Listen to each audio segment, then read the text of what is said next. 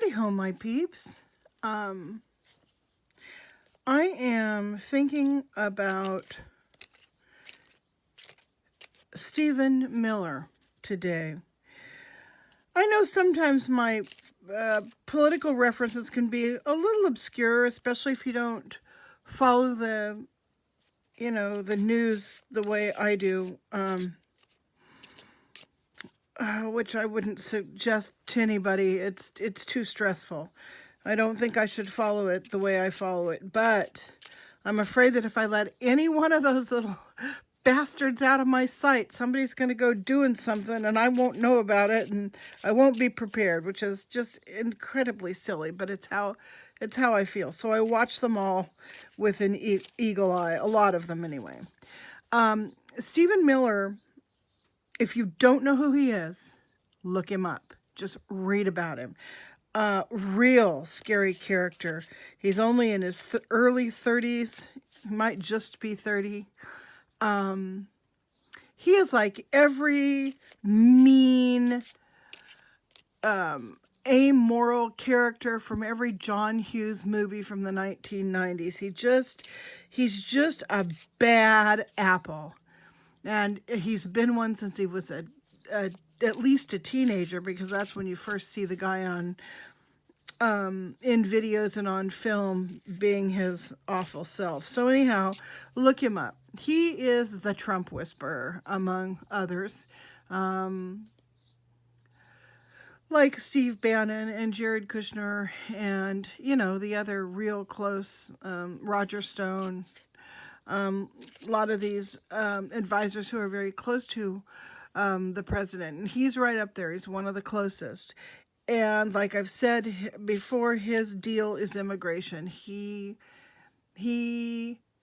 hates Mexicans, hates brown people. I mean, just does.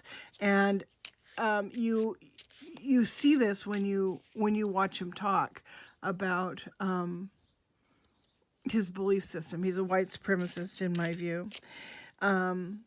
It's sort of ironic and poetic in that he also happens to look like one of Hitler's closest allies. He looks like, well, he doesn't even look like one of Hitler's closest allies. He looks like a cartoon of one of Hitler's closest allies, like one of the bad people you would see in the Bullwinkle commercial. Cartoon. Somebody who's hanging out with Natasha and Boris. Well, can you tell the guy bothers me? The guy bothers me. I don't even like to read him because then my cards feel dirty. But he is he is the architect of separating children and families at the border. He believes that if they can do that sort of draconian behavior long enough and lock up enough people and cause enough pain, that it's going to keep refugees from our borders. It may or may not, but at what cost? You just have to ask yourself, how cruel are you willing to be in your society? So anyhow,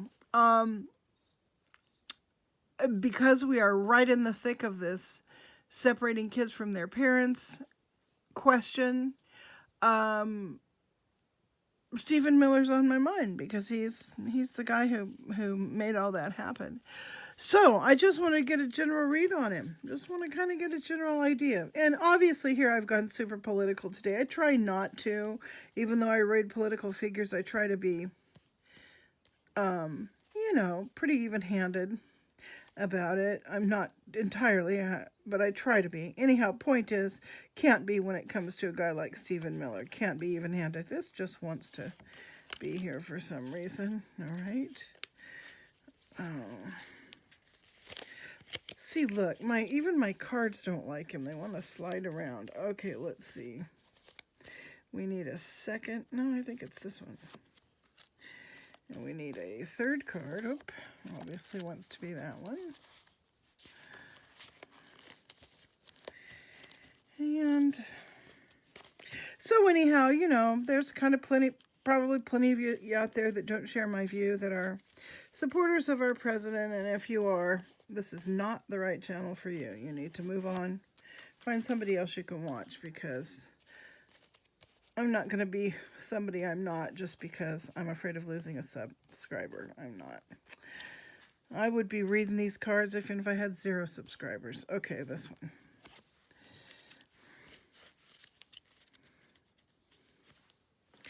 Okay. So, all right, Stephen, let's see what we can figure out with you today. All right, you have the faith card as the first card that jumps out of this hand. I've never drawn the faith card. Let me drill down a little deeper using my handy dandy book here. Because I don't get nothing jumps at me. And I mean, normally I turn over a card and it's like I get a feeling. I get no feeling here. Stephen Miller and faith, no feeling. So let's see what it has to say. You need to comprehend the universe to give meaning to all that happens. You seek spiritual help. To pray. The sacred part of you, stillness. All right, that's interesting. Let's see what else comes up, because I'm not feeling that card. Here we have the Fate card. There's another one I've never drawn before. Boy, this is turning into a very interesting spread very quickly. Okay. The Fate card. An occurrence beyond your power. Everything happens for a reason, acceptance and trust. Faith and fate. Here's the Shadow card.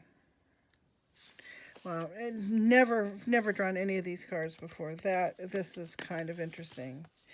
The Shadow card. Everything in you that is unconscious, repressed, and undeveloped and denied. To experience something unpleasant in order to move forward, or death. We have faith. We have fate. And we have death. Pushing up on you is the Ace of Hearts. The Ace of Hearts is all about intuition. I'm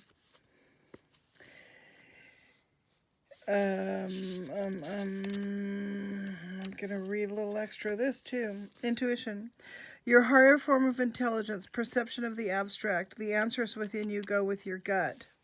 Okay.